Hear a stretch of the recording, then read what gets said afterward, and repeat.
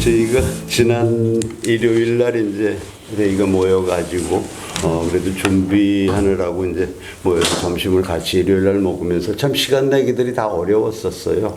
그런 가운데 해가지고 이제 거기서 이제 지금 말씀하신 알쓸 원잡을 했는데 뭐 TV에서 많이 봤다고 이제 신관선 위원장님 얘기하시는데 아시다시피 제가 집에 TV가 없다 보니까 알쓸 원잡이 뭐냐고 다시 집에 가서 이제 유경 선생한테 물어봐서 알았습니다. 그게 뭔지.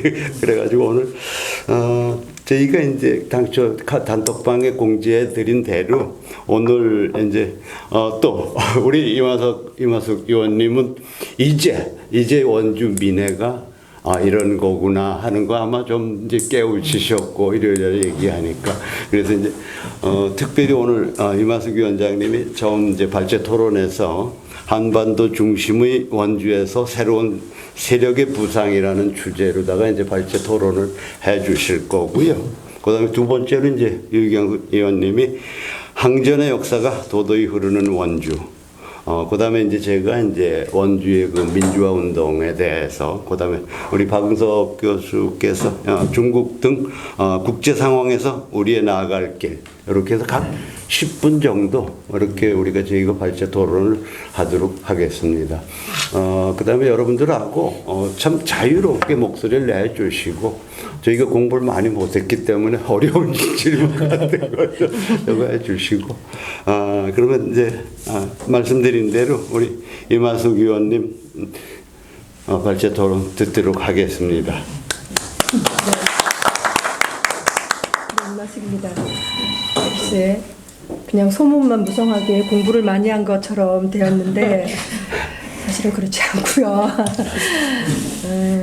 저는 이제 원주에 대해서 일단은 왜 저항의 도시인가 그걸 이제 과제를 받으면서 이제 팩트에 대한 것보다는 조금 이렇게 원주의 문화와 이런 것을 인문학적으로 조금 접근해 보는 게 어떨까 싶어가지고 나름대로 조금 공부를 이렇게 해왔습니다. 그래서 제가 이걸 뭐 얘기를 좀 이렇게 스토리텔링 해가지고 재밌게 하면 좋을 텐데 제가 조금 그런 능력은 부족해서 제가 나름 좀 이렇게 메모를 해온 것을 읽으면서 이야기를 발표하겠습니다. 그래서 원주는 일단 이렇게 인문 지리적으로 상당히 우리 국토에서 중요한 위치를 차지하고 있었던 것 같아요. 먼저 이제 치악산과 성강이 바람을 막고 물을 이렇게 얻는 장풍 득수 이런 배산 임수의 명당의 기본 요건을 갖추어져 있었기 때문에 그동안에 이렇게 많은 이런 뭐 외세 침입이 있지 않았을까 이런 생각도 해봤고요. 그다음에 한양으로부터 또 전진기지라고 생각이 들어요. 이 남한강을 끼고 옛날에는 주로 이제 저희가 육상으로의 어떤 그런 운송보다는 수로를 이용해서 운송을 하고 그랬기 때문에 이런 남한강이나 섬강이 이게 수도로 전진할 수 있는 그런 고속도로 역할을 하지 않았나. 그래서 상당히 원주가 중요한 지리적인 위치였다라고 생각이 되고 그래서 어쩌면 거점 도시로서의 교두보 역할을 하지 않았나 싶어요. 그래서 이 원주 일대를 누가 석권하느냐에 따라서 패권을 잡았던 것 같습니다. 그래서 오랜 세월 이제 군사 전략적 요충지로 크고 작은 전란에 이제 휩싸이기도 했는데 그 중심에 이제 치악산이 항전의 보류였던 것 같아요. 그래서 우리가 보통 치악산 하면은 주로 저희가 꽁치자라고 보통 많이 알고 있잖아요. 근데 이 치를 또 인문학적으로 이렇게 풀이를 하면은 성을 의미하기도 한답니다. 이게 성치라 그래서. 근데 이제 이 치성이라고 보통 얘기를 하는데 이제 특별한 형태의 성인데 담장 윗부분을 이렇게 올록볼록하게 만들기도 하고 그다음에 뭐 중간이나 모서리 부분은 네모나 원형으로 만들어 가지고 이제 적이 이렇게 공격을 할 때 뭐 몸을 이렇게 숨길 수도 있고 그다음에 또 수비를 할 때도 몸을 숨길 수도 있고 하는 그런 코가 막혀가지고 그런 이제 형태의 불룩불룩한 형태의 성인데 이 성은 이제 옛날 그 중국의 그 수나라와 당나라에서 많이 사용하던 일자형의 성과는 대비된다고 하거든요. 그래서 이 이제 성을 처음 이제 이게 창안한 거는 우리나라 고구려 사람들에 의해서 창안된 노하우인데, 너무나 많은 그 고구려가 그 중국의 그 세력을 외세의 침입을 받다 보니까 이제 이런 것을 아마 축적된 노하우로 이렇게 돼가지고 그 외세의 많은 세력들 100만 대군까지 뭐 중국 세력들을 막아냈다라는 이제 그런 이야기도 있고, 그런 거 보면 우리나라 그 선조들의 그런 지혜가 대단했던 것 같아요. 그래서 이게 이제 치성, 이제 이게 뭐냐면, 꽁은 보통 자기 몸을 이렇게 숨긴 채 이렇게 밖을 잘 엿본다, 이런 습성이 있다 그래요. 그래서 이거와 이제 결합을 돼가지고 어쩌면 그 치성도 그 외부의 세력으로부터 자신을 보호하려는 이런 형태가 이렇게 결합이 되어서 그 치악산, 그렇게 불려졌던 거라고 이제 얘기를 합니다. 그래서 우리가 이 치악산은 지금 고려 시절에 뭐 원충갑 장군이나 임진왜란 때 김제갑 목사에게 잔열한 이런 전사, 이런 것이 다 이곳에서 이제 있었을 정도로 되게 이 원주에서의 이 치악산은 큰 의미가 있었던 그런 산인 것 같아요. 그래서 이 조선 초기에는 그 국토의 평안과 뭐 백성들의 안녕을 위해서 이제 그 오악을 이렇게 지정을 하고 있었는데, 치악산이 그때 당시는 우리나라 오악 중에 동악으로 가장 중요한 위치에 있었다고 하더라고요. 그래서 중국의 가장 큰 산이 이제 태산이잖아요. 그래서 태산이 동악이듯이 우리나라에서도 그 동악이 치악산이었다는 거 보면은 그만큼 상당히 중요한 위치에 있었다라는 생각이 듭니다. 근데 이제 이 동악이 중종 때 금강산으로 바뀌었다고 하군요. 근데 지금도 사실 우리는 이게 이제 호국 명산으로 지정이 되어서 1년에 봄, 가을로 동학제를 지내고 있잖아요. 예, 지금도 그걸 이제 이어오고 있고. 근데 이게 이제 치악산에 그 산성이 지금 몇 군데가 남아 있잖아요. 근데 그게 이제 영원산성, 해미산성, 금대산성 이렇게 이제 남아 있는데, 이 성들은 모두 지금 이렇게 치성의 형태로 이렇게 남아서 이제 이어져 오고 있다고 그런답니다.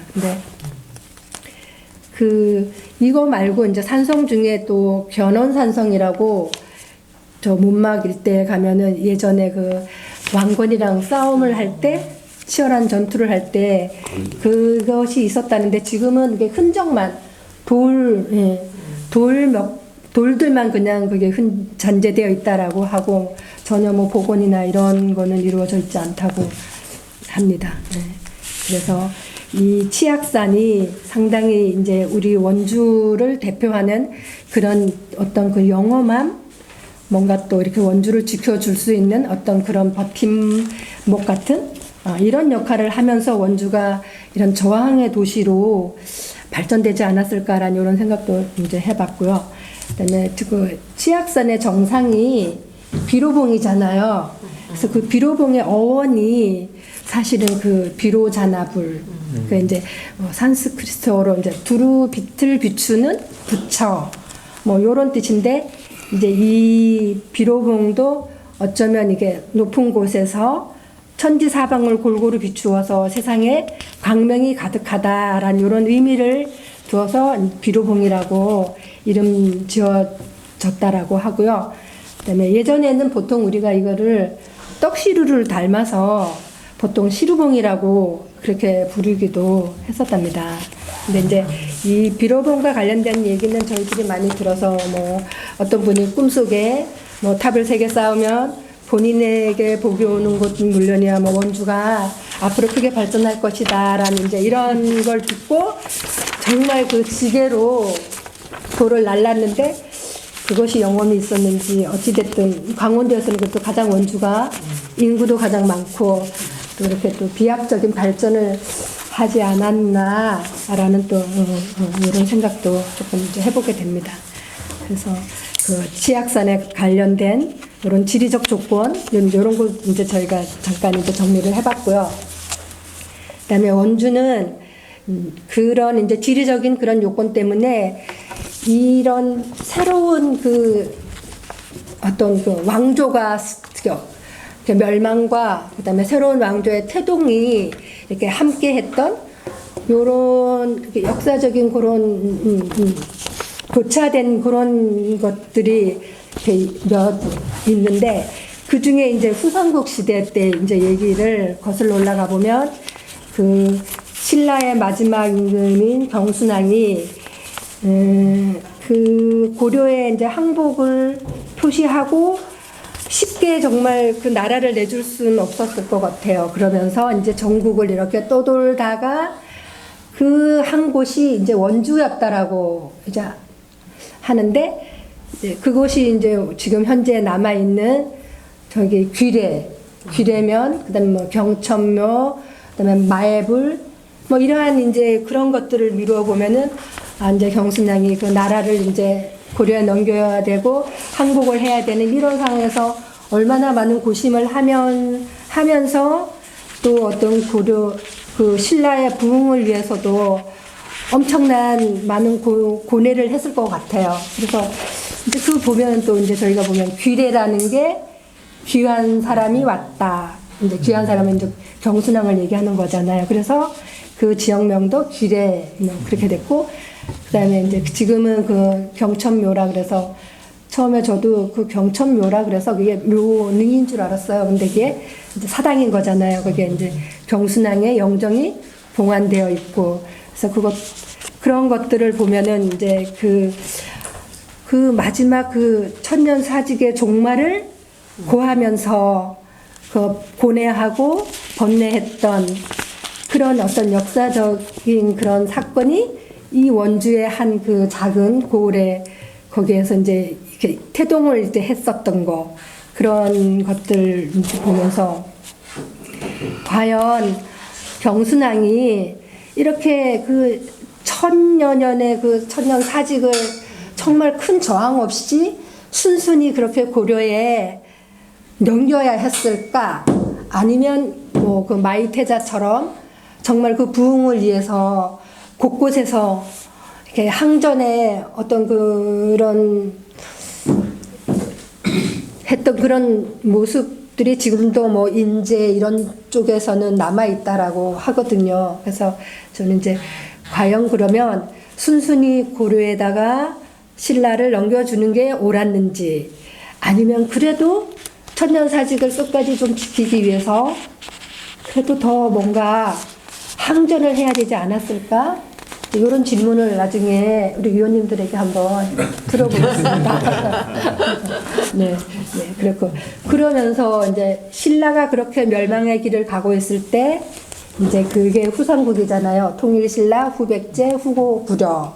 그랬을 때 이제 이 새로운 세력이라는 게 원주 지역을 중심으로 해서 양길, 우리들이 옛날에 역사 시간에 많이 배웠던 태봉을 세운 양길이 먼저 이제 이 원주 지역 일대에서 터를 잡아가지고 처음에는 엄청난 세력을 석권했는데 결국은 패망한 이유가 궁예를 수하로 들이면서 궁예가 배신을 해서 결국은 이 양길도 다 이렇게 흡수해버리고 그 다음에 또 이 궁예는 우리가 많이 TV에서도 보였던 그 액구능, 간신법 이거를 우리가 잘 알고 있는 궁예도 역시 치악산 일대에서 이렇게 힘을 키워서 결국은 이제 그 양길의 세력까지도 흡수하고 나중에는 그 통일신라의 3분의 2 정도만큼 영토를 차지할 정도로 그 지배권이 넓었다 그러거든요. 그런 것을 보면은 이 새로운 그 세력들이 원주를 중심으로 해서 이렇게 생겨났던 거. 이런 것도 뭔가 우연의 일치는 좀 아닌 것 같고, 그 다음에 이제 가장 큰 사건은 이제 왕건과 견훤이 이제 되게 크게 이제 전투에서 이제 패권 싸움을 하면서 그것이 지금 우리가 알고 있는 건등산, 예, 그 건등이라는 말이 왕건이 올랐다 그래서 그게 건등산이 되었다고 하거든요. 그러니까 이제 견훤은 사실은 이제 이 중부 지역이 이렇게 이제 막 여러 이제 막 세력들이 서로 막 싸우고 혼란한 틈을 타서 이제 견훤은 남쪽 지방을 잡고 있었는데 이 사람이 이제 이 중부 지방의 판세가 이제 흔들리고 그러니까 북방 진출을 이제 깨하면서 이렇게 올라오면서 결국은 이제 원주 문막 일대에서 견훤과 이제 붙어서 이제 승부가 이제 겨뤄지는 건데 근데 왜 하필 문막이었을까? 예. 왜 견훤이 전투를 했을 때 하필이면 또 문막이었을까? 이제 요것도 이제 또 우리 의원님들이 한번 이렇게 또 이렇게 가볍게 토론해 주시는 것도 괜찮을 것 같습니다. 네. 그리고 마지막으로 제가 간단히 이제 그 왜 문막이었을까 요거는 간단히 또 제 나름대로 조금 이제 메모를 좀 해온 것도 있는데 이거는 이따가 얘기를 하면서 저도 중간중간 좀 이야기를 해보겠습니다.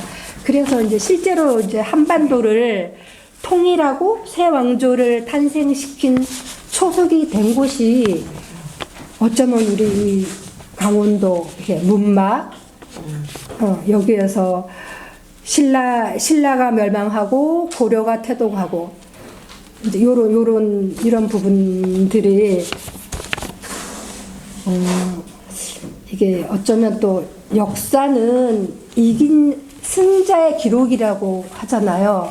그래서 사실 또 우리들이 역사 시간에 배웠던 거랑은 좀 많은 또 다른 의미를 가지고 있는 것들도 사실은 제가 이번에 이렇게 책을 보면서 좀 많이 느꼈는데 좀 그러한 부분들도 좀 이렇게 의원님들 같이 의논 나누었으면 또 좋은 시간이 될 것 같습니다. 그래서 제가 마지막으로 또 제가 좋아하는 단어 중에 그런 단어가 있어요. 제가 한문은 잘 못 써서 한문으로는 못하겠고, 이제 지지기 진해, 애지기 진간. 이제 이게 뭐냐면 알면 진정으로 사랑하게 되고 사랑하면 진정으로 보게 된다. 라는 걸로 제 발제를 마치겠습니다. 이게 산이라는 게 이렇게 같이 이렇게 연결돼서 있는데 건등산은 같이 이렇게 연결된 게 아니라 갑자기 건등산만 이렇게 뚝 올라와 있어 그것만 주변에 없어요. 그럼 네, 그거 원래 하나. 이제 문막 주변이 그 뭐 방계리 평야지대고 그쪽이 다 그 민둥 그러고 이제 섬강을 건너서 이제 산들이 있지 그쪽이 없는데 거기 갑자기 건너서 턱 올라와 있거든요.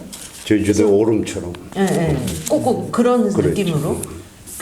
그래서 이제 물론 그 격전하고 이랬는데 이 섬강을 끼고서 거기서 막 전투를 했다고 그러고 그 건등 산만이 그 이름을 갖고 있는 게 아니라 그 지역 이름이 건등리예요. 그러니까 중천 선생님이 건등리 출신이에요. 건등이. 네. 군도제 기억하시죠? 군도제. 단 1회로 이제 끝이 나고 말았지만 1971년도에 일군사령부가 주관을 하고 끝났는데 그때 당시만 해도 원주가 아마 좀 나이 드신 분들은 뭐 군인도시, 군사도시, 여기 이제 그 토박이들은 꽤 듣기 싫어했죠. 사실 뭐 군사도시라는 거를. 근데 그 군사도시라는 별명을 듣기 이전에도 아마 오래전부터 원주는 그 병마의 고장 이렇게 됐고 특히 아까 지정학적인 얘기를 했을 때 조선 태조 4년 그 지방행정구역을 정비할 때 원주가 강원도 관찰부가 설치가 되고 강원 가명의 소재지가 됐기 때문에 특히 교통적으로 사통팔달의 도시다 보니까 또 그리고 행정의 도시 중심이 되다 보니까 외세로부터의 침입을 아마 가장 많이 받게 되죠. 뭐 어느 직도 그렇게 있다 보니까 그러다 보니까 원주의 그 정체성 중에 하나가 저항 실천이 되지 않았나 이런 생각을 해보고요. 말씀 중에 이제 그 치악산 비로봉 얘기를 하셨는데 이 지악산 정상 명칭 때문에 오래전부터 각계에서 그 이제 국립지리원이나 이런 데다가 이제 건의를 한 적도 있고 시루봉으로 정정을 하기 위해서 비로봉이라는 건 많습니다. 이름이 없는 저기 토속 명칭이 없는 데는 오대산도 비로봉, 소백산도 비로봉. 반면에 이제 그 시루봉, 진주에 그 시루봉이 있습니다. 진주에도 시루봉이 있고 그다음에 천왕봉, 문장들이 각각 그 지역에 명칭이 있는데도 불구하고 그래서 앞으로는 이 지악산 시루봉 명칭 찾기도 아마 원주 시민들이 좀 벌려야 될 걸로 하나고 아울러서 지금 현재 남대봉, 시명봉, 그다음에 세존대가 있습니다. 상원사 쪽에 요것도 위치가 지금 바뀌어 있어요. 맨 남쪽 게 남대봉이고 시명봉하고 남대봉하고 명칭이 지금 바뀌어 있고 이런 것도. 아마 원주 시민들이 원주의 그 뭐라 그럴까 이것도 뭐 굳이 정체성하고 연관된다면 그렇게 해서 좀 바꿔야 될 것 같습니다. 그 경순왕이 이제 신라를 팔아먹은 임금으로 이렇게 교육받은 세대잖아요. 우리 세대는 그 역사에서 그 사람은 신라 그냥 거의 뭐 그냥 넘겼다. 왕건한테 넘겨준 거다. 뭐 이것만 교육을 받았기 때문에 뭐 그러니까 지조도 없고 나라의 충성심도 없고 진짜 아주 못된 사람으로 그렇게 인식을 심어놓은 거죠. 그 교육이. 근데 그 당시 경순왕을 연구하면서 찾아낸 것이 그 경순왕의 시호 때문에 발단이 됐어요. 경순이라는 시호가 경천순민이라는 말의 줄말인데 그 시호는 본인이 지은 게 아니고 경순왕이 죽을 때는 고려 아마 광종 때인가 그럴 거예요. 고려 시대 때 사망한 후에 시호를 고려에서 지어준 거죠. 그러면 이미 전 왕조의 시호를 좋은 명칭으로 그렇게 지어주는 게 쉽지 않은 얘기인데 굉장히 좋은 시호로 경천 순민이라는 게 이제 경은 공경할 경. 이제 하늘을 공경하고 순민 백성의 수리에 따른다 했는데 그 시호를 받았는데 경순왕의 삶이 바로 그거죠. 그러니까 신라의 그 천년 사직이 이미 하늘의 뜻이 다 했다. 이제 우리 다 했다. 그런 것을 하늘의 뜻을 스스로 인식을 하고 또 전쟁을 하면 많은 백성들의 목숨과 재산이 다 없어질 것이니까 백성들의 순리를 따르자 그런 결정을 한 걸로 그렇게 추앙을 받았기 때문에 더군다나 그 경순왕이 원주에 와서 살았다는 역사 기록은 없지만 미륵산의 경순왕의 영정을 모셨던 영정각이 있었다는 기록은 있어요. 역사 기록이. 그래서 그 영정각을 복원하는데 무리 없다. 역사 기록이 있다. 영정각이 있다는 것을 보고 기록한 내용도 있고 그래서 복원하자 이렇게 해서 추진이 됐던 건데 뭐 여기 경주김 씨 계시지만 경주김 씨분 중에서는 아주 진짜 소원을 했던 그런 시설입니다. 뭐 어떻게 보면 미륵산의 그 미륵불 마의 미륵불이 경순왕을 본따서 그 수세력들이 새겼다는 그런 전설까지 있기 때문에 거기에 경순왕의 영정각, 경천묘가 세워진 것은 타당하다 그런 생각이 듭니다. 그래서 항전을 하지 않은 것과 항전을 포기하고 신라 백성들의 목숨과 재산을 지켰다와 뭐 이런 차이는 있을 것 같다 그런 생각이 듭니다. 그럼 경순왕을 전국적으로 어떤 다른 데는 전혀 없나요 여기가? 영정각이 또 저쪽 묘지는 있죠 다른 데. 진해가 그쪽에 있고 묘지는 계속 연천에 있대요. 경기도 연천에. 맞아. 연천. 그러니까 여기 와서 살았다는 기록은 역사 기록은 없어요. 전설이죠. 미래 규례 지명 전설. 근데 그 백운산에 올라서 이제 와 있으면서 백운산에 올라서 제천과 원주에 있는 그 백운 그 공주가 저기 스님이 돼가지고 제천 무슨 월악산에 있었대요. 그래서 그 백운산에서 그 공주를 만났다 그러거든요. 그리고 사제의 의미로 거기서 늘 그 경주로 향해서 이렇게 사제의 절을 올리고 뭐 그랬다는 그런 또 일화도 전해진대요. 예. 그 만약에 경순왕이 밀산에 왔었다면 추정하기는 그 공주가 거기 중기가 있었고 또 마이테다가 인제에서 항거를 했잖아요. 그러니까 인제까지는 못 가니까 가까운 데서 아들을 지켜보고 있었겠죠. 그런 뭐 만약 그게 사실이라면 여기 와서 거주한 게 사실이라면 가급적이면 아들 딸 가까이 와 있고 싶어하는 의미는 있었을 것 같아요. 그리고 내가 마지막으로 그분은 그리고 나서 결국은 항복을 하고 고려를 넘기면 신라를 넘기면서 개경 가가지고 왕건의 그 장녀를 아내로 맞이해서 40년을 더 살다가 생을 마감했대요. 왕건보다 나이가 적어요.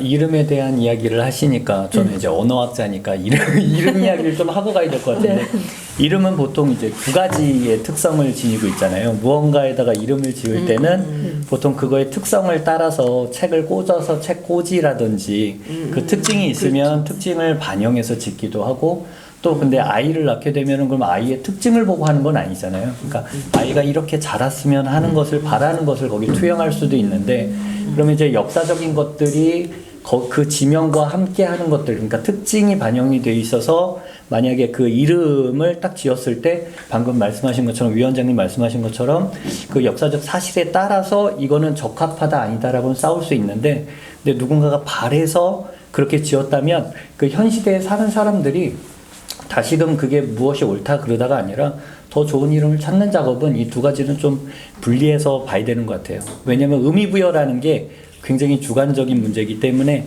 사람들에게 실용적인 그 어떤 영역에서 접근하는 게 맞는 것 같은 게 아까 태산이 이제 높다라고 말씀을 하셨는데 모든 문헌에 그렇게 나와 있죠. 태산이 높다 돼 이렇게 시작하지만 중국의 지리는 사실 따지고 보면은 서쪽이 높고 그다음에 동쪽이 낮은 지형이라서 태산은 그렇게 높은 곳이 아니잖아요. 그러니까 태산이 높지 않은데 우리는 왜 태산을 높다라고 하느냐?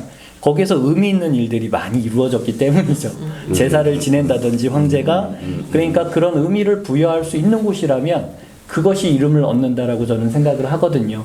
그래서 생각해 보면 뭐 그런 거죠. 누실명이나 이런 옛날 고전에서 말한 것처럼 그러니까 산이 높아야 그게 명산이 되는 게 아니고 그 산에 이제 신선이 살아야 명산이 되는 것처럼 그러면 오늘 아마 말씀해 주셔서 비로봉이라든지 귀례라든지 저는 이름은 알고 있었지만 거기에 대한 컨텐츠는 더 알고 있는 게 없었는데 정말 재밌는 게 이렇게 한번 들었기 때문에 이제 돌아가서 귀례라는 말을 들을 때마다 저는 이전과 다른 어떤 지식들이 같이 환기될 겁니다. 비로봉도 이제 말씀해 주신 것들이 같이 떠오르겠죠. 그래서 이제 중요한 거는 저는 그런 부분들이라고 봐요. 이름이 무엇이 되느냐도 중요하고 이름이 일단 정해지고 나면 그것들과 사람들이 같이 떠올릴 수 있는 것들을 얼마나 무궁하게 우리가 제공할 수 있느냐. 그래서 자꾸 불려져야만 그것들이 이제 남는 거고 제가 이렇게 물을 집었을 때는 나머지는 제 눈에 안 들어오잖아요. 그러니까 왜냐하면 제가 어떤 목적성을 가지고 무언가 닿았을 때 자극이 주어졌을 때만 그걸 기억하게 되는데 이름이 그 역할을 톡톡히 한다고 봅니다. 그래서 그 이름 그리고 그 이름이 가진 어떤 의미들을 이렇게 말하고 그 말해진 것들이 전달된다면은 굉장히 의미 있는 작업이겠다라는 생각을 했습니다. 우리 왈쓸 원작 맞네요, 진짜. 오늘 지금 잠깐 이야기하는데 이게 다시 한번 말씀드리고 한번 정확하게 드리겠는데 이 이름 붙인 게 알아두면 쓸데 있는, 쓸데없는. 아니야, 우리는 쓸데 있는. 원래는 쓸데 없는이었는데 어디서 쓰시게요? 저희가 쓸데 있는 원주의 잡학사전. 쓸데있는 이로 하겠네. 저기 우리 발제가 끝날 때마다 또 보충 설명을 해주셨는데 우리 신관선 위원장님은 양파 같아요. 까면 깔수록 새로운 게 계속 나와가지고 앞으로도 발제 토익 끝나면 보충 설명 부탁드리고요. 우리 처음으로 다 우리 저기 이마숙 위원님 발제 너무 훌륭하게 해주셨습니다. 다시 한번 박수를 쳐주세요.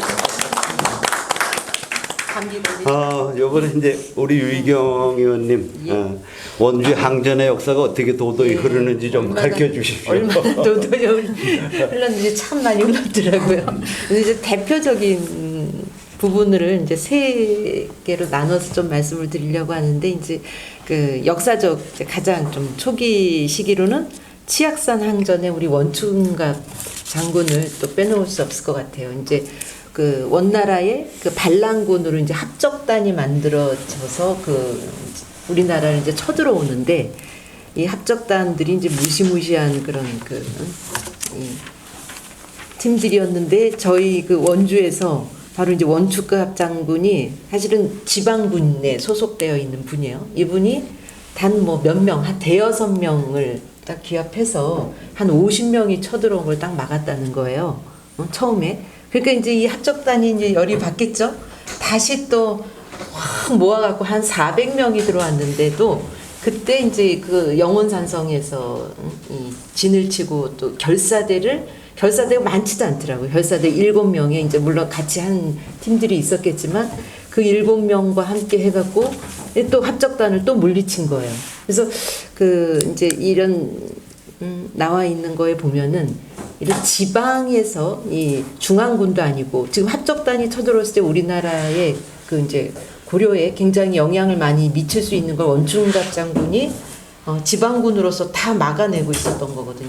그래서 이 지방군의 어떤 전란의 역사상 가장 빛날 만한 그런 진짜 전쟁을 치렀다. 그래서 아주 많은 그 공을 세웠고, 그래서 이 원충갑 장군의 그 공으로 이제 여러 그 직책도 부여되지만, 이건 아주 이 원주 시민들이 그때 이제 원주 주민들이 굉장히 좋아했을 것 같은데 3년 동안 세금도 받지 않고, 그리고 모두 안 받았다고 하더라. 세금도 받지 않고 또 부역도 면제를 하고, 그래서 이런 거는 거의 있기가 쉽지가 않잖아요. 그 고을 전체를. 그러니까 요거 이런 내용으로 봤을 때 얼마나 그 원충갑 장군이 이 지역에서 그 공을 세운 게 그 고려 전체에 큰 영향을 미쳤나를 알 수 있을 것 같아요. 단지 원주를 지킨 게 수성한 게 아니라 고려를 지킨 거나 마찬가지 역할을 했기 때문에 그 중앙에 있는 왕이 이렇게까지 3년이나 뭐 1년도 아니고 3개월도 아니고 3년씩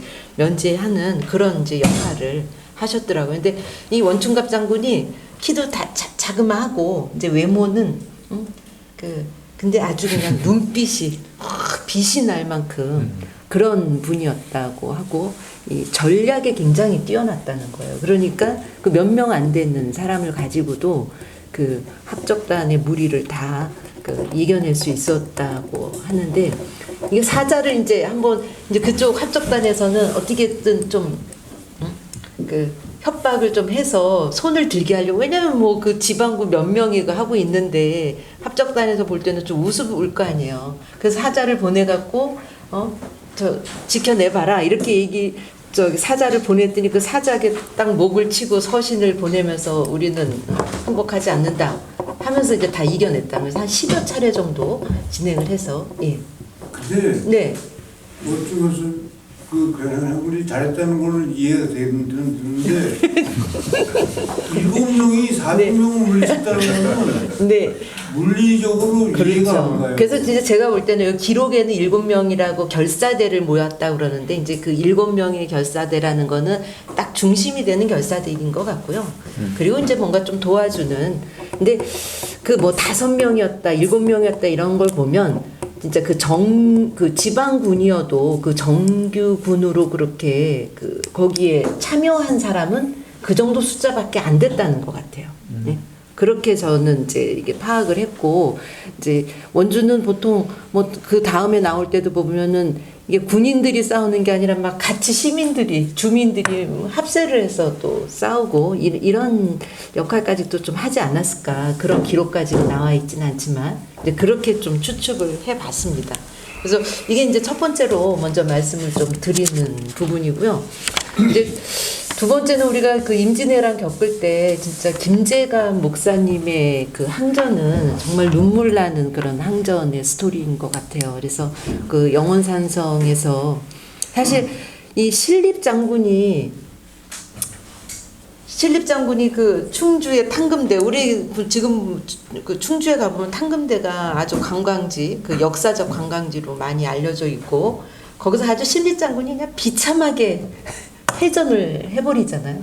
그리고 신립 장군도 결국엔 지구서 저기 물에 빠져서 자결을 하고, 그 배수진을 쳤다는 게 뒤에 강을 두고 여서 이제 우리가 지면 다 물에 빠져서 죽는다, 이런 죽기 살기로 했지만, 사실은 이제 그 부분이 이게 전략적으로는 좀 아쉬움이 많이 남는다라는 걸 제가 이제 좀 얼핏 이야기 들은 적이 있어요. 그래서 그 부분도 한번 좀 자세히 아시는 분 좀 짚어주시면 좋겠는데, 그래서 어쩌면 그 신립 장군이 거기서 그렇게 패전을 할 때 이 원주가 그 목이었고, 그 목이었던 건 지금으로 따지자면 도청 소세지가 이제 가명에 있었던 건데, 원주의 많은 그 정규군이 신립 장군이 거기서 싸움을 하는 거에 다 그쪽으로 이제 투입이 된단 말이에요. 그래서 사실은 거기서 무너졌을 때 이 원주를 지킬 수 있는 그 여건이 거의 없었다고요. 사실 다 거기에 많이 들어가 있었고,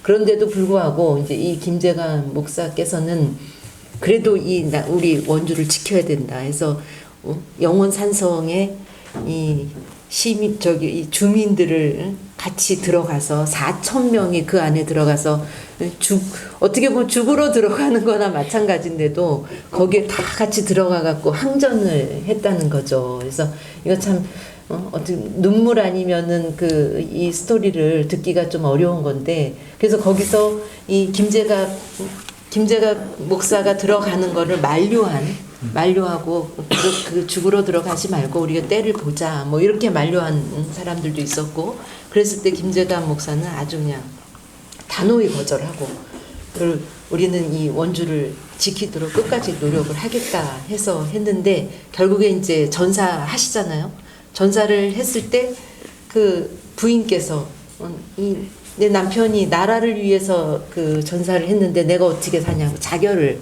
그날 바로 하셨고요. 또 그 둘째 아들이 이 부모의 이제 시신을 수습하고 하려고 거기서 항전을 하다 결국에 그날 같은 날 또 아들까지 죽고, 이래서 정말 한 가족이 그냥 영원 산성에서 다 장렬한 죽음을 맞이하는데, 그게 이제 그 김제가 그 충렬비에 어떻게 이제 표현이 되어 있냐면, 이걸 제가 한번 읽어드리겠습니다. 죽는 것이 어려운 것이 아니라 죽을 곳에서 죽기가 어렵도다. 오직 군자라야 생명을 버리고 의리를 취할 수 있으며, 위급함을 당하여도 보통으로 보며 충성심을 가다듬기를 시종 옮기지 않으니, 신하는 충성에 죽고 부인은 정절에 죽고 아들은 효성에 죽어 망고의 삼관과 오륜을 삼았도다. 이렇게 그 충렬비가 써 있습니다. 그래서 그 하루에 충과 효와 열을 다 이 김재갑 목사의 가족이 보여줬다. 이거를 저희 이제 원주 시민뿐만 아니라 전 국민이 이런 그 이야기를 잘 가슴에 좀 새길 필요가 있다, 이렇게 이제 생각을 하고 있습니다. 근데 이제 그런 또 조금은 아쉬움이 남아요. 이제 저는 이제 그 여성이다 보니까 이제 남편이 죽으니 나도 따라 죽는다 하고 자결을 하셨는데, 그것도 정말 훌륭하지만 지금의 이제 관점에서 보면 정말 자결을 하는 게 맞았을까? 저 이거 이제 다른 사람이 그 얘기를 할 때, 요즘 같으면은 남편이 저거 일 때문에 죽을 때 뭐 부인까지 꼭 죽여야 되나? 물론 지금 이제 사람들이 제일 현명했던 방법 중에 하나일 수밖에 없는 게, 네. 임진왜란 그때 무렵에 만약에 패장의 부인 같은 경우는 아주 그 유린을 당하고 겁탈을 당하고 오케이. 그거 살아 있었으면은 엄청난 그 고통을 당했기 때문에 그 자결을 하는 거는 아주 제일 최선의 선택이었을 거라고 봐요. 예. 그거는 그 부군을 따라 죽는다는 개념보다도 무슨 지조를 지키는 것도 있겠지만 그 뒤에 닥쳐올 후사가 상상이 안 되는 거라고 하는 거죠. 그게 그 선조대왕이 선조가 그래도 나중에 그 비문에 내린 거예요. 그 이루고서 망고 삼강이라는 그러네. 아주 외로운 망고의 섬에서 삼광. 예, 그 만변 그 충효 열을 지켰다는 네. 그거는 김제갑은 충, 그다음 부인은 열, 열. 아들은 효. 효. 이게 충효열을 동시에 그 외로운 성에서 지켰다 그래서 선조등이 비문을 일이에요. 그 네, 비문에 그 이루고성 만고 삼강을 지켰다 그래서 네. 그 8자를 내리는 걸로 알고 있거든요. 네. 그거 아세요? 그 김재근 목사가 네. 누구 작은아버지냐면 이제 조카가 누구냐면 그 임진왜란 때 3대 대첩이 행주 대첩, 그다음에 저기 진주 대첩 네. 있고 예, 예. 김시민 장군이 김시민이가 조카예요. 예. 김제갑 목사의 그는 김시민의 작은아버지가 김제갑 목사예요. 집안이 네네. 그 뼈에 있는 집안입니다. 예. 그리고 김제갑 목사가 그 목사는 시장이잖아요. 원주시장. 그렇죠. 근데 그 목사를 하기 전에 예, 예. 경상북도 관찰사를 해요. 도지사를 그러네, 했다고요. 그러네. 그런 사람이 그 사람이 없어가지고 그러니까는 도지사 하던 사람이 시장을 하거든요. 그리고 그 항전을 할 때 그때 나이가 60대 중반, 67세. 67세인가 그래요. 목사 치고도 엄청 연로한. 그렇지. 그 당시에 그 당시에. 그런 그 아픈 과거들이 있는 것 같아요. 그래서 김시민 장군하고 해서 이 집안인의 내력이라는 피피에 것을 흐르네요. 못한다. 예. 그 진주대첩의 김시민 장군이 조카예요. 친조카. 그다음에 또 하나 우리가 농담을 했던 게 이런 게 있어요. 아니 저 상대 병마저 네네. 아직도 안 했구나, 또 이제 참. 그 이제 저는 자결보다는 그러니까 이제 그런 생각을 해봤어요. 이 김재관 목사가 거기서 이제 술렁술 그 원래는 막 매복 그 복병을 보내고 해서 이제 이게 전략을 짝 잡는데 그런 게 다 실패를 하거든요. 그러니까 이제 술렁술렁 할 거 아니에요. 이제 거기서 막 잘못하면 완전 개죽음이다. 뭐 이제 떠나자 말해서 떠나기도 하고. 근데 거기서 김재관 목사가 그 아주 그냥 간절한 연설을 한 거지 일종의 간절하면서도 아주 엄하게 여기서 우리가 죽기 살기로 싸우자 이렇게 했다는 거에서 그 부인께서도 한번 그렇게 멋있는 연설을 한번 했으면 어땠을까. 그래서 이 더 한 번이 그 정말 죽음을 불사하고 물론 자결을 하신 것도 많은 사람들한테 기감이 됐겠지만 그런 이제 조금 또 아쉬움도 남았습니다. 안 예. 줬으면 그쵸. 상상에서 이겼다는 거예요. 그러니까 너무 그게 아쉬워요. 이거는 원주 진짜. 병력이 전부 다 예. 그 탄검대로 예, 예. 차출이 되는 바람에 이 멍청하게 그 조령고개, 주풍령고개 이쪽에 그 세 개 고개만 지키면 네네. 다 잡을 수 있었대요. 그런데 예. 그 뭔 전략을 잘못 세우냐면 이 사람이 원래 김어병이래요. 실릭 장군이. 네네. 저거 했는데 그 조령고개나 여기를 이렇게 그 골목가는 지키면 됐는데 뭘 무서워했냐면 그 우리나라 그 의병들이나 병사들도 산으로 겁이 나서 막 숨었다는 거예요. 통제가 안 됐대요. 일부가 아픈 과거지만. 예. 그리고 그러면서 대신에 뭐 했냐면 유인을 해갖고 그 탄금대 벌판에서 기마병이니까 한 번에 그 유인해서 배수진을 치고 죽이려고 들었는데 일주일 동안 비가 왔답니다. 그래갖고 말이 거기 달리지를 못했다는 거야. 전부 다 수렁이 돼갖고. 그래갖고 전혀 기능도 못하고 거기에서 아주 힘을 다 갖다 놓고 아주 거기 아주 최대의 패배를 본 게 그래서 그랬다. 그러니까 참그 약간 충주 탄금대 그 패전하고 저 영원산성은 정말 가슴이 아픈 그런 그 전투라는 생각이 들어요. 예. 장수가 머리를 잘못 쓴 거면 맞아요. 네네. 이제 마지막으로 이제 세 번째는 그 의병장에 대해서 좀 말씀을 드리고 싶은데 이 원주가 이 의병이 이제 저희가 그 세 개 크게 을미의병, 을사의병 그리고 정미의병 이렇게 세 가지가 이제 아주 대표적인 의병 운동이었는데 원주 출신 그리고 원주 지역에서 이 세 가지 의병을 다 진행이 됐다는 거예요. 근데 저는 요번에 이제 이 의병들을 유명하신 분들도 많으시지만 저는 보면서 아주 또 그동안 저는 잘 몰랐었는데 이은찬 의병장님이 정말 대단하시다는 걸 저는 느꼈어요. 어떻게 보면 이제 물론 민긍호 저희 그러니까 이제 많이 원주에 알려져 계신 분은 민긍호 의병장님이신데 이 이은찬 의병장님을 제가 좀 오늘 말씀을 드리면 이분이 이제 그 명성황후 시하고 이제 을미사변이 이제 나잖아요. 그러고 나서 을미의병을 이제 주도적으로 진행을 하세요.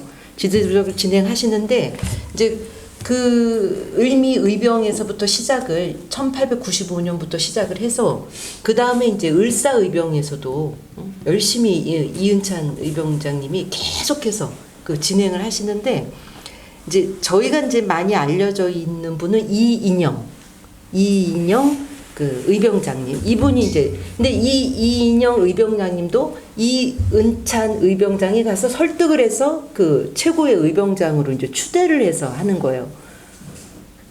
그러니까 그러니까 을미 의병부터 시작해서 정미 의병까지 쭉 이어지는 그런 여러 그 의병장의 전투들이 있는데 그때 그거를 주도적으로 그 뭔가 규합을 하고 짜고 또 의병장으로 추대를 하고 이런 부분을 이은찬 의병장님이 엄청난 역할을 하셨더라고요.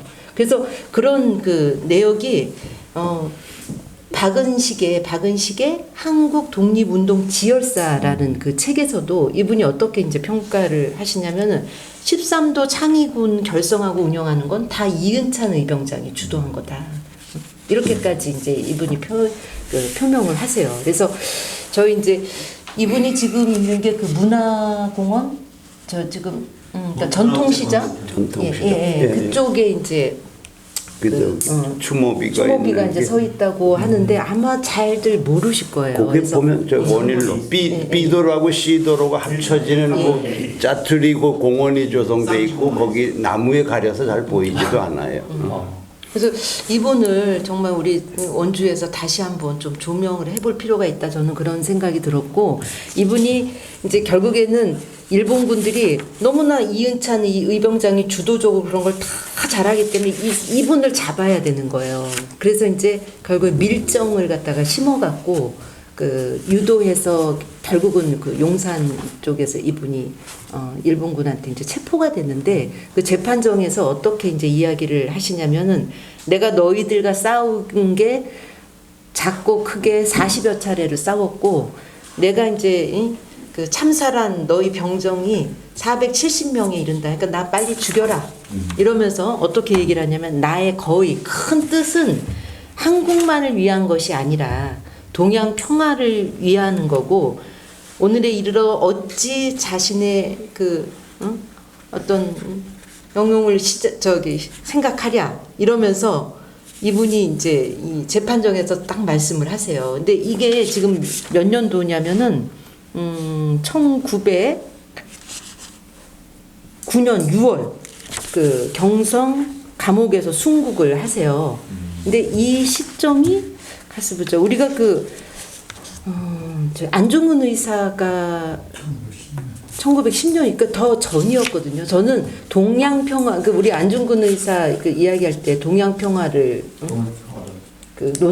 외치시잖아요. 단지 우리만을 위한 게 아니라 이게 동양평화를 위해서 나는 이 의결을 했다 이런 말씀을 하시는데 이분이 그 이전에 벌써 이런 말씀을 하셨더라고. 그래서 원주에 이런 대단한 분이 계셨는데 저희가 좀 많이 몰랐다 이런 이제 생각을 좀 했고 우리가 이제 이 특히 의병 활동을 이제 열심히 하셨던 분들의 가족들이 보면 나중에 대부분 만주나 뭐 러시아나 이제 이쪽으로 와서 고려인 이렇게 이제 살고 그러면서 아니면 조선족 이렇게 살고 있는데 그런 그 후예들이 사실은 이 대단한 그 선조들의 독립운동과 이런 거를 그 가지고서 저희가 지금 이렇게 또 대한민국이 잘 꾸려져서 살고 있는데 그 후예들을 위해서 우리가 하고 있는 게 뭐가 있을까 이럴 때 정말 너무 그 하는 게 없다라는 생각이 사실은 많이 들어요. 그래서 이 데니스 텐의 저 외할머니가 바로 민긍호 의병장님의 친손녀였더라고요.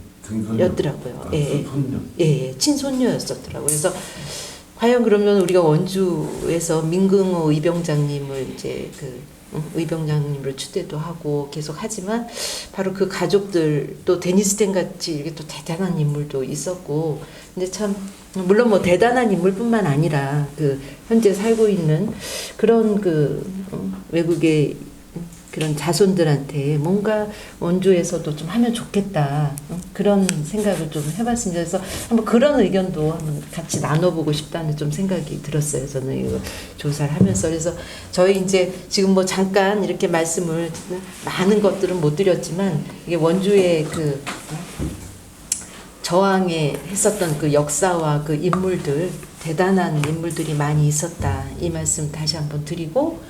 한번 그 논의해보고 싶은 이야기들은 같이 좀 말씀 나눠봤으면 좋겠습니다. 예. 지금 우리가 원주민의 원주의 역대 정체성 중에서 오늘 저항 실천문과 원주는 왜 저항의 도시인가라는 주제로 얘기를 나누고 있습니다. 지금까지 두 분 얘기 중에 원주가 왜 저항 실천이 정체성으로 정립이 돼야 되는지를 과거 역사를 통해서 지금 이제 들어보셨고요.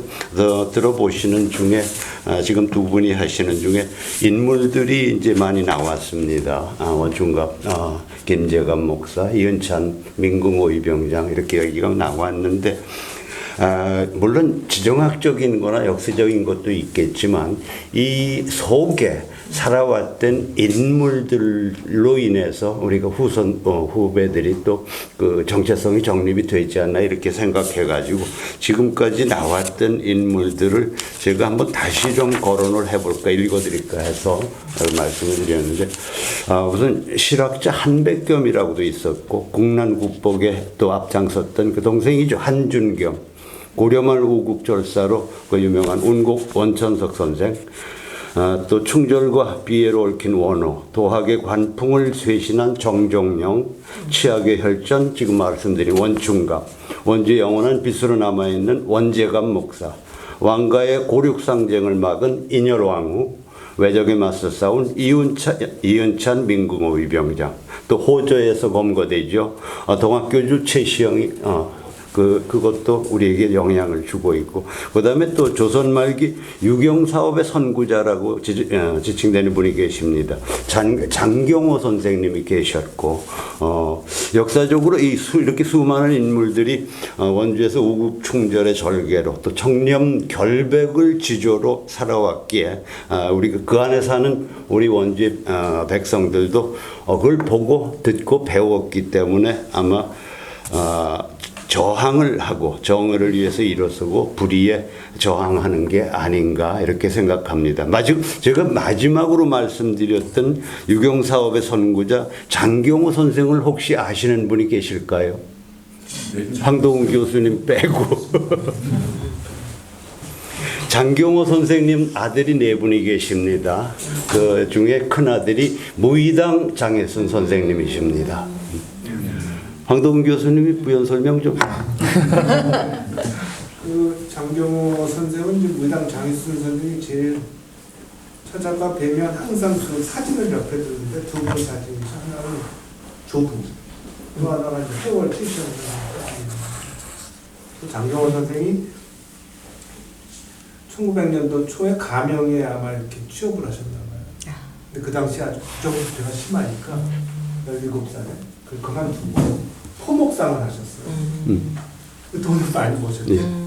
그래가지고 근데 그 원주 지역에 모임을 하셨던 것 같아요, 그 당시에. 그래서 최초로 함께 돈 모으셔서 원주 초등학교 땅을 내놓으시고 시내에 또 병원도 졌다고 하더라고요. 예. 삼성병원. 삼산의원. 그러면서 이제 지역에 많은 일을 하셨죠. 그 말씀 중에 그 역사를 찾아봤는데 원주 초등학교 부지뿐만 아니라 과거에 원주 농고 부지를 정짓들에다가 회사하셨다는 얘기가 나와요. 근데 그 역사를 지금 못 찾아보겠고 계속하세요. 그리고 아마 지나가는 좀 배고픈 분들은 다 이렇게 대접을 했나 봐요. 그래서 아마 주부의 영향을 제일 많이 받은 게 아닐까 우리 당선인은. 그렇죠. 그러니까 그분이 남겨놓은 걸로 대성학교 뭐 설립도 하고 이제 예. 좀 그렇게 연결이 돼. 그러니까 지역사회 활동을 네. 꽤 많이 하셨어요. 예. 김일성 동생의 아버님, 할아버지죠. 조 네, 저희가 당초 시간보다 좀 늦게 시작을 했고. 그러니까 막 얘기가 많이 토론 예. 근데 이었구나. 예. 그 독립유공자나 의병의 후손들에 대한 이제 얘기를 하셨기 때문에 그 이은찬 의병장의 후손도 벌써 한 40년 전 일입니다. 한 40년 전에 후손을 찾고자 굉장히 노력을 했었는데 직접 후손은 없어요. 찾을 수 없는 게 아예 없어. 근데 친척으로 조카비는이가 공산동에 그 할머니가 한번 쓰는 게 있었는데 그 훈장 전달을 못해서 그 조카분한테 가져갔는데 조카분이 저거요 치매. 아이고 어떻게? 그러니까 그러니까 증조카. 예. 증조할아버지 되는 그런데 전혀 몰라요. 네. 자기 증조할아버지가 이은찬 의병장인지 전혀 모르고 그 훈장이 뭔지도 몰라요. 전달을 못했는데 다행히 그래도 독립기념관 건립할 때 지역별로 그 독립기념관에서 기념할 만한 인물 좀 보내달라 해서 이은찬 의병장 거를 보냈는데 그 시 중에 뭐 오얏나무 네, 있어요. 예, 오얏나무. 예. 그 시를 적어서 보내고 예. 또 오얏나무를 같이 보내서 그래서 독립기념관 경내 어디에는 기념식수가 돼 있을 거예요. 예. 그리고 그 시도 아마도 새겨져 있을 것 같은데 나도 아직까지 확인이 못했는데 그 경성 감옥에 이제 갇혀 있을 때 그 시를 지으셨더라고요. 오얏나무 관련된 시가 있더라고요. 독립유공자들이 후손이 거의 없거나 있어도 이은찬 엄청 의병이 그럴 거예요. 32살에 지금 보면 그죠? 그렇죠. 교수형 빨리, 나오고 예. 그런데 결혼해서 아들을 자손은 있어. 있었던 것 같은데, 뭐, 예. 연령으로 봐서 있었을 예, 것 예. 한 같은데 명이 한주라고 나오는데 예. 이게 별로 자손이 없는 것 같아요. 없는 거 아예 없어. 고적이나 이런 걸로 없어. 뭐 저는 이제 요 정도로 하시고 예, 시간이 예. 시간 때문에. 우리는 그 20분을 어떻게 하나 했는데 20분이 아니라 막 30분씩 이제 빨리 진행하셔야 될 것 같아. 우리 나혜정 의원님, 이윤희 의원님 늦게 오셨는데 재미있으세요? 아까마자 노래 그럴까요? 그다음에 제가 뭐 근현대 그냥 나열만 시간 관계상 나열을 해드리고 또 궁금한 게 또 부연 설명이 필요한 건 해드리고 이렇게 하겠습니다. 아마 원주 지역에서 오래 사셨던 분 70년대 원주만 해도 진보 성향이 강했고 과거에는 만년 야당 도시라는 별명까지 얻고 이랬습니다. 박영록 국회의원을 기억하시죠?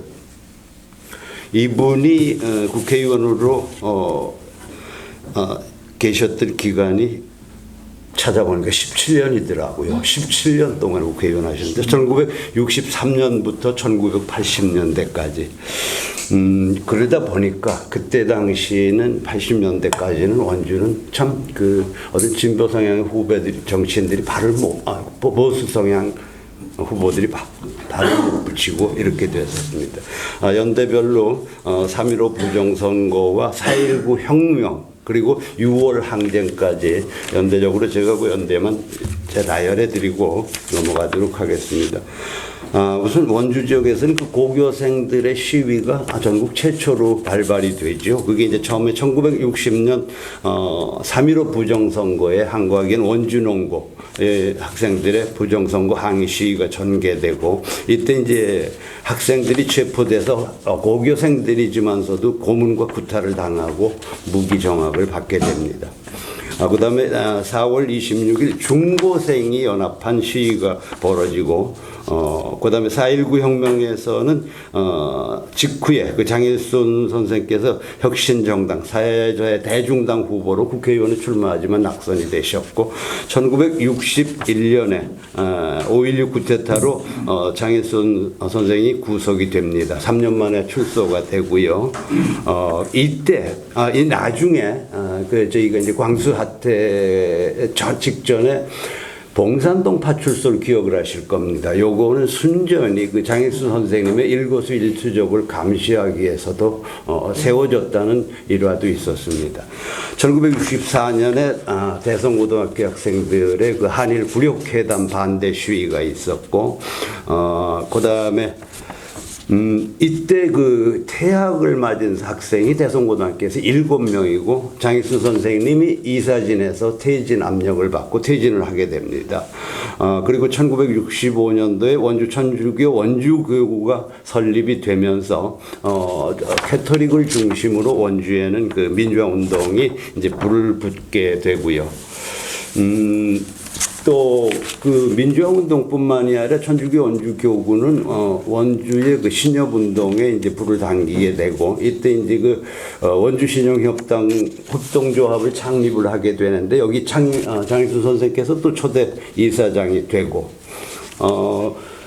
가톨릭 센터 여러분들 기억하실 건데 나중에 문화의 전당도 되고 여기서 이제 의식 교육이나 강의도 이렇게 지어지고 있습니다. 이게 1968년이고요. 민주화의 산실로 그때 당시에는 이렇게 기록이 되어 있었습니다. 그다음에 나가가지고 제가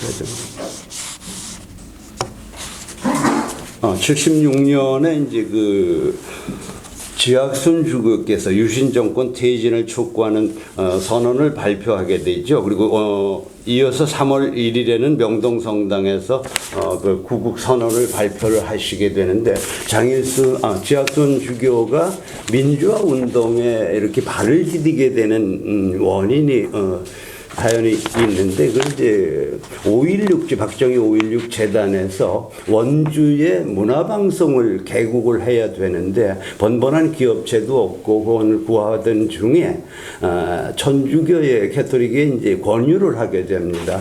원주 교구에서 원주 문화방송을 개국을 하는데 좀 지분을 저거해서 하면 그때는 이제 40% 지분을 가지고 5.16 재단하고 원주 문화방송 그때는 라디오만 청취를 하게 됩니다. 가톨릭 센터 내에서 개국을 하죠. 거기서 개국을 했는데 나중에 보니까 지학순 주교가 좀 이 회계상 보다 보니까 그 방송 자재라든가 이런 데서 부정부패가 엄청나게 많은 거예요. 그러니까 예산을 이제 빼돌리고 이런 거에 항의를 했더니 그때 당시 5.16 재단은 서술이 10%인데 꼼짝도 안 하죠. 들은 채도 않고 하다 보니까 이 부정부패의 한 게 시작으로 해서 유신과 싸우게 되는 계기가 됩니다.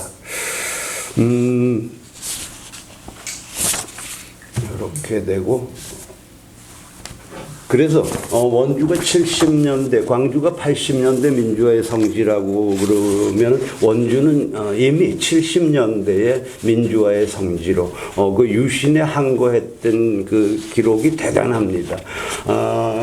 하나 제가 기억이 나는 게 지학순 주교가 서울서 석방이 돼가지고 추록을 해서 처음에는 터미널 로그댁이 있었는데 원주역으로 바뀌어서 원주역에서 내려서 원동성당까지 오는 동안 원주의 그때 당시 기사를 보면 3만여 명이 운집한 걸로 기사가 나옵니다. 그때 당시 원주 인구가 10만이 조금 안 됐었습니다. 그런데 3만의 인구가 운집이 됐고 그분이 원주역에서 원동성당까지 오는 동안 땅을 밟지 않을 정도로다가 그건 무슨 얘기냐면 시민들이 외투를 땅에다가 깔아줍니다. 벗어가지고 그래서 땅을 밟지 마시라고 해서 그런 일화도 있고 그 다음에 저희가 1987년 원주는 또 유신 항쟁은 이 정도는 마치고 87년 6월 항쟁 때도 대단한 그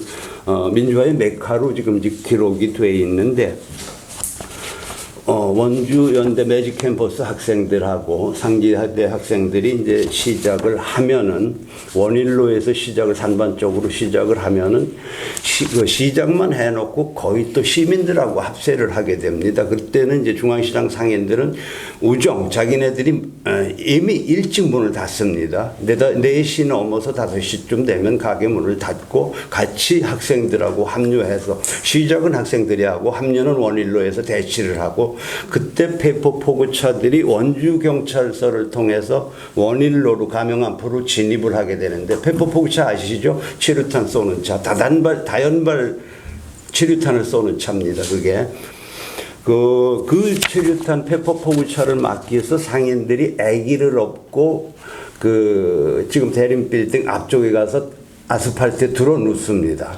저지하기 위해서 그런 진풍경도 연출이 되고 이랬었습니다. 그다음에 이제 상지대학교 학생들의 군지사 앞에서의 출정이라든가 이런 게 있었고 그다음에 중요한 게 지하상가. 지금 보건소 앞에 지금 지하상가가 없어졌지만 그 지하도에 그 지하상가를 우리가 민주광장이라고 그래가지고 거기서 이제 무장 토론을 하게 됩니다. 거기서 약 5-6천 명이 어마어마하게 모였었죠. 시민들이 스스로 이제 교통 정리도 해가면서 그다음에 가끔씩 구 원주역 앞에도 모여야 되는데 그때 당시 거기는 이제 평화의 광장이라고 명명이 됐었고요.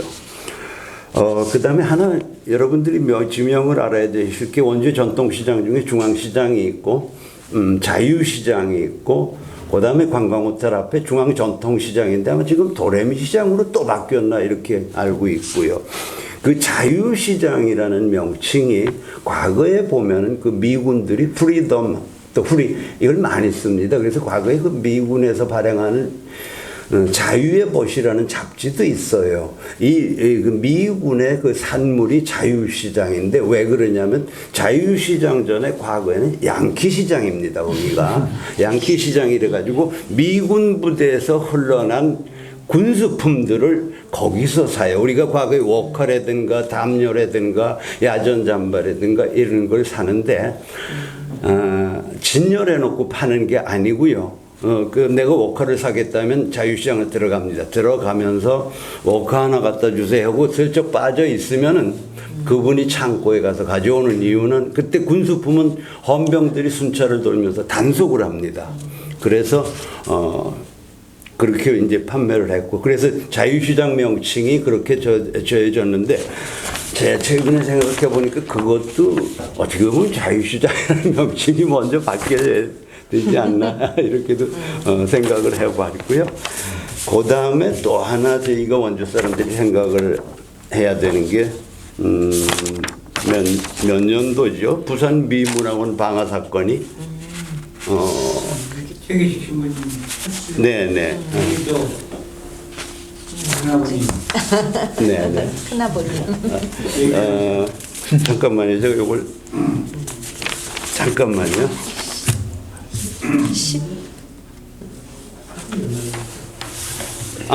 1982년에 일어나는데 이때 이 부산 미문학원 방화 사건이 일어난 동기는 아시죠? 이제 광주 사태의 그 광주 사태를 방조하게 되죠. 이제 미국에서도 그러고 하니까 그 진실을 알리고자 했던 김현장, 문부식 이런 분들이 그 진실을 알리고자 이제 거기다 비선 미문화원의 방화를 하게 되는데 주범이 김현장이었고요.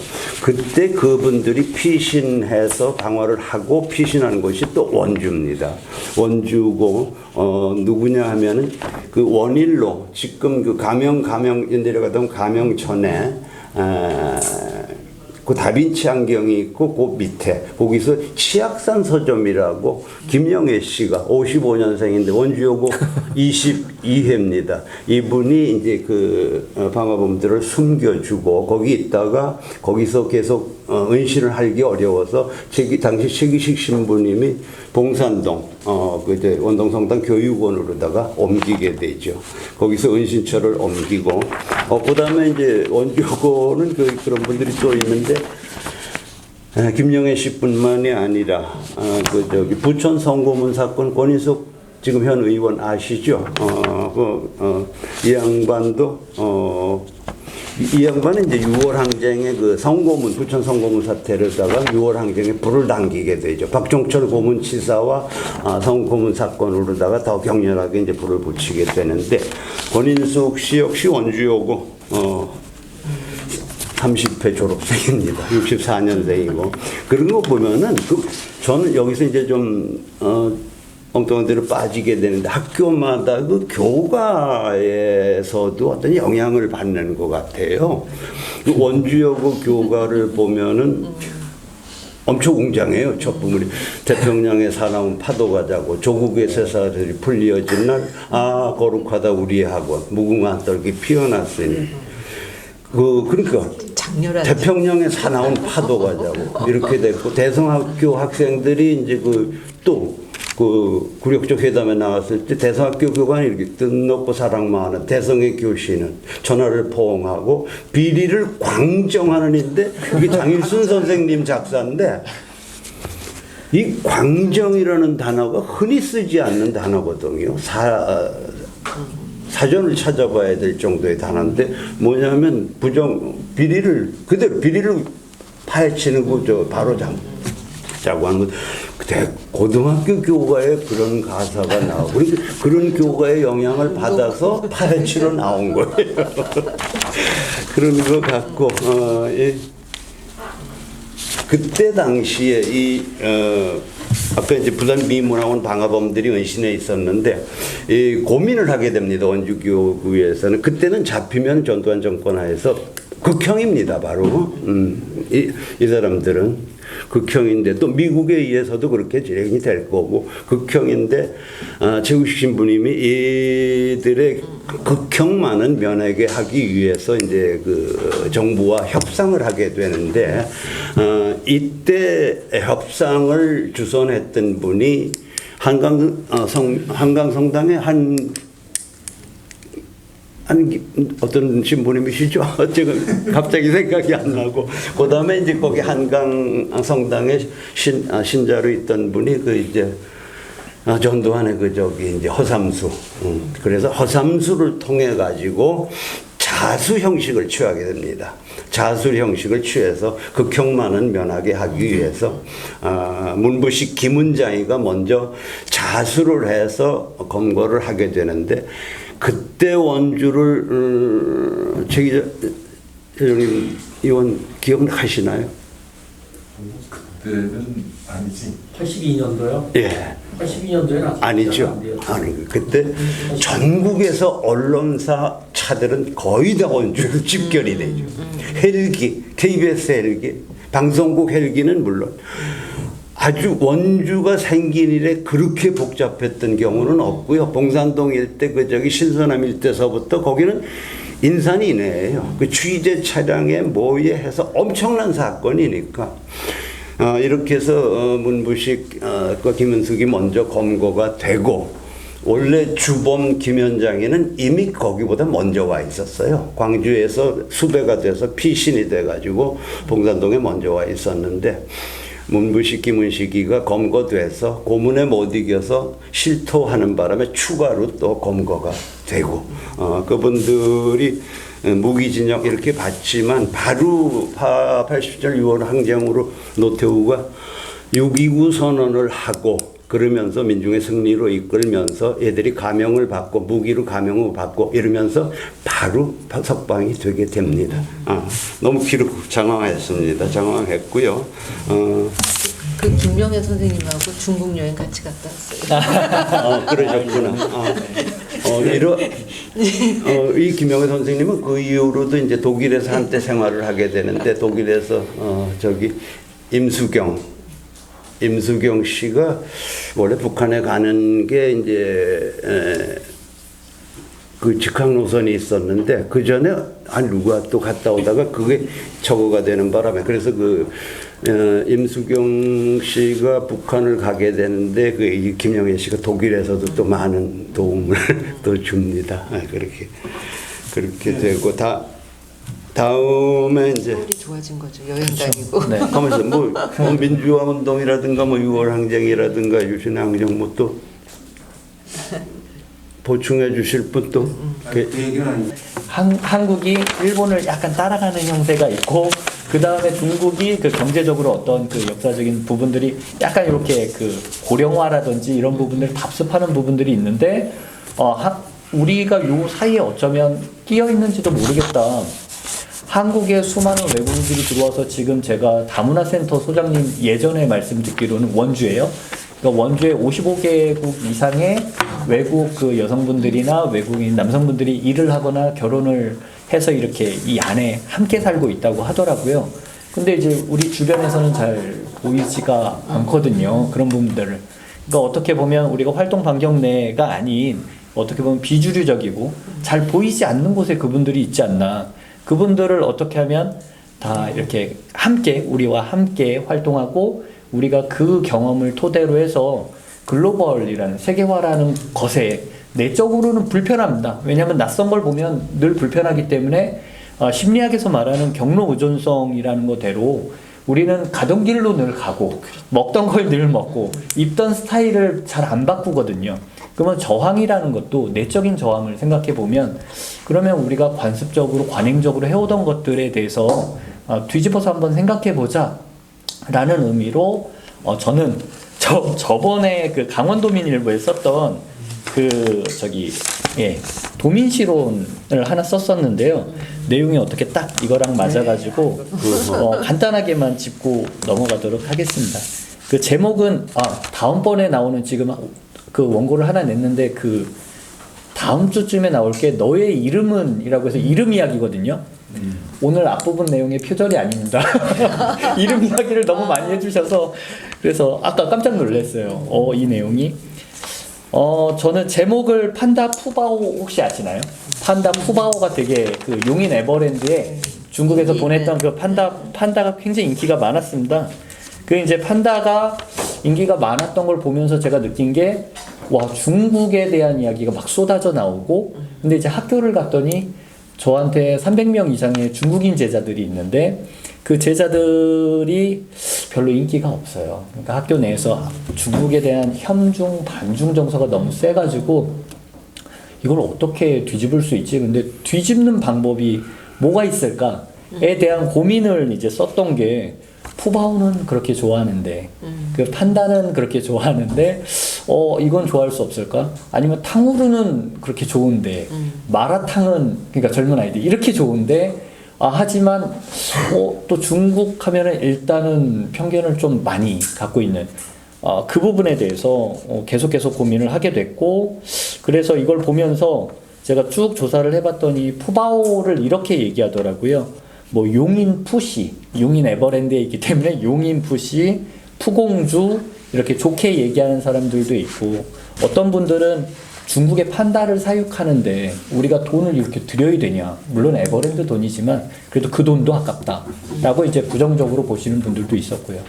근데 재밌는 게 요거죠. 저는 이제 언어학자니까 좋아하는 사람들은 용인 푸시라고 얘기하는데 싫어하는 사람들은 중국 판다에 우리가 돈을 써야 되니 라고 하면서 판다는 똑같은 판다인데 용인이라는 이름을 붙여주느냐 아니면 중국이라는 이름을 붙여서 타자화 시켜버리냐 넌 우리 거 아니야 라고 밀어내느냐 이런 현상들을 좀 많이 보게 됐습니다. 그래서 똑같은 대상을 두고도 푸바오는 하나밖에 없는데 그 곰이 아니라 팬더는 그런데 내 관점에 따라서 서로 다른 이름을 이렇게 붙여서 그거를 고착화하는구나. 그리고는 싫어할 거면 계속 그 이름을 쓰면서 싫어하고 좋아하는 사람들은 반복적으로 그걸 쓰면서 좋아하는 그런 것들이 강화된다라는 생각을 했습니다. 그러면서 떠올랐던 게 그 간단하게 간축객서라고 고문관지에 이제 중국에 좋은 명문장 222개를 모아놓은 그쪽에 이제 간축객서라는 편이 있는데 이게 진나라 정치가 워낙 여기 역사 많이 하셔서 저는 빨리 그냥 얘기하고 지나가야 될 것 같은데요. 그 이사가 한 번은 쫓겨날 위기에 처하게 됩니다. 왜냐하면 이제 축객령이라는 게 떨어져서 진나라는 이 중국에서 서쪽에 이 편벽한 원래 사막 지역에 있었잖아요. 근데 걔네들이 다 이걸 통일을 시켜버리는 건데 통일을 시키고 이제 뭘 하게 되냐면 외국에서, 그러니까 이전으로 따지면 외국이죠. 외국에서 갖가지 사람도 쓰고 외국의 좋은 것들도 갖다 쓰고 이렇게 하게 됩니다. 근데 그 안에서 그런 움직임이 생기는 거죠. 외국 거 쓰지 말자. 그러면서 외국 거 쓰지 말자고 하면서 그 타겟은 결국엔 이사였고요. 그러니까 이사를 쫓자 이거죠. 결국에는 그게 받아들여지고 이사를 이제 쫓아냅니다. 쫓아낼 때 이사가 이제 보통 사람은 아니니까 다 글을 남겨놓고 이제 떠나가는데 천천히 갔을 것 같아요. 왜냐면 글이 명문장이거든요. 그래서 그걸 딱 보고 아니나 다를까 진시황이 다시 가서 이사를 딱 붙잡게 되고 중용해서 그래서 다시금 이제 그 국정 운영을 맡기게 되는 이야기입니다. 그러면 간축갱령에 어떤 내용이 있었냐? 이런 내용이 있습니다. 일부만 좀 보자면 태산은 작은 흙덩이도 사양하지 않기 때문에 그 거대함을 이룰 수 있고 강과 바다는 작은 물줄기라도 가리지 않기에 그처럼 깊어질 수 있고 왕은 백성들을 물리치지 않기에 그 덕을 밝힐 수 있습니다. 그러니까 이건 아니야 라고 배척하는 게 아니라 그런 것들을 다 수용할 수 있는 그 힘 때문에 그렇게 커지고 깊어지고 덕을 쌓게 되는 거 아니냐라고 말을 하게 되죠. 근데 이제 이러면서 이렇게 약간 비꼬기도 해요. 그러니까 왕이 지금 차고 계신 것들, 왕이 데리고 있는 궁녀, 왕이 지금 이렇게 들을 때 사용되는 그런 악기들, 진나라 것이 그 어느 것도 진나라 것이 하나도 없습니다. 그런데 왜 사람만 진나라 사람을 쫓아내십니까? 라고 하면서 가장 중요한 것이 사람인데 라고 하면서 요게 이제 먹힌 거죠. 왜냐면 깨닫게 해주는 한 부분이었는데 어떻게 보면 저도 그런 생각이 이 글이 생각이 났던 이유가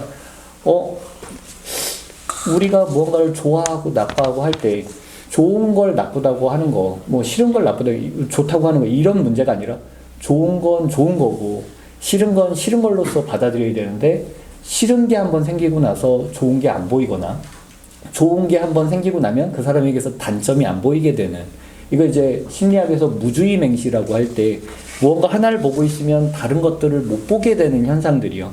하나에 너무 집중하느라 나머지가 안 보이는 것들을 우리는 좀 주의해야 하지 않을까 이런 생각이 들었습니다. 그래서 마지막으로 제가 조사를 해본 거는 그때 2019년과 비교했을 때 지난 5월에 중국인들이 한국을 이제 방문한 게 28% 수준으로 떨어졌다고 하더라고요.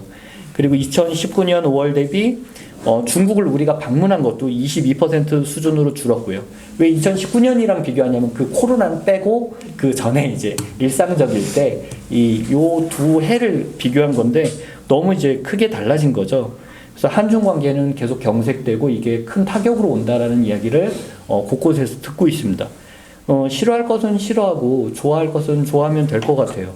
제가 중국에서 출장을 마치고 돌아올 때 여자아이들이 한 반 이상 이렇게 한 그룹이 타는 거예요. 그래서 너무 놀래서 같이 돌아오는 사람들끼리 계속 구경을 했는데 뭘 들고 있더라고요. 막 잔뜩 짐들을 봤더니 세븐틴이라는 그 아이돌 콘서트가 그 다음날 열린다고 해서 중국 아이들이 이제 우르르 오는 거예요. 그러면서 괜히 이렇게 뿌듯하고 그 아이들에 되게 호감 같은 게 생기는 걸 느꼈습니다. 그리고는 그 호감을 느낀 상태로 그 캐리어를 들고 집 앞으로 가는데 집 앞에 탕후루집이 너무 많이 생긴 거예요. 정말 이게 만들어낸 게 아니라 너무 기가 막히게 그러고 나서 돌아오면서 보니까 탕후루 팔고 마라탕 먹고 있고 아이들 거기 탕후루 막 줄 서서 먹는 거예요. 어린아이들이. 그런 걸 보면서 그래 어쩌면은 우리가 탕후루나 이런 사소한 것들 뭐 마라탕이라든지 아니면 중국 아이들이 좋아하는 한국의 아이돌이라든지 보면은 이렇게 무언가가 두 나라에 또는 그동안 안 좋았던 것들이 개선될 그런 여지들이 아주 사소한 것에서 시작이 되는데 근데 어쩌면 우리가 이 무주의맹시만 벗어나면 그러면 요걸 조금 해결할 그 첫 실마리를 찾는 게 아닐까 이런 생각을 해보게 되었습니다. 그래서 원주도 지금 뭐 제가 알기로는 다양한 만두 축제도 얼마 전에 열었다고 들었는데 만두 축제도 이번에 뭐 100억이라나요? 매출액이 뭐 좋았다면서 글로벌화 시키는 그러니까 글로벌 축제로 바꿀 거다. 나는 글로벌 이렇게 많이 말을 쓰는데 과연 글로벌화 됐을 때 그걸 정말로 실속 있게 이렇게 운영할 수 있는 우리가 준비가 되어 있는가라는 거를 한번 네, 깊게 생각했었고 그걸 공유하고자 했었습니다. 감사합니다. 오늘 우리가 준비를 하면서 유희경 의원께서 생명존중분과에서 했던 여흥 프로를 좀 하는 이랬는데 제가 아이고 중간에 못하겠다고 저걸 했는데 그래도 못하는 거라도 한번 해볼까요? 딴 게 아니고 저보고 하모니카를 한번 불어보라고 그러더라고요. 그러면 좀 근데 마무리는 하모니카로 가시죠. 그래서 못 부는 거라도 한번 불어볼게요 제가.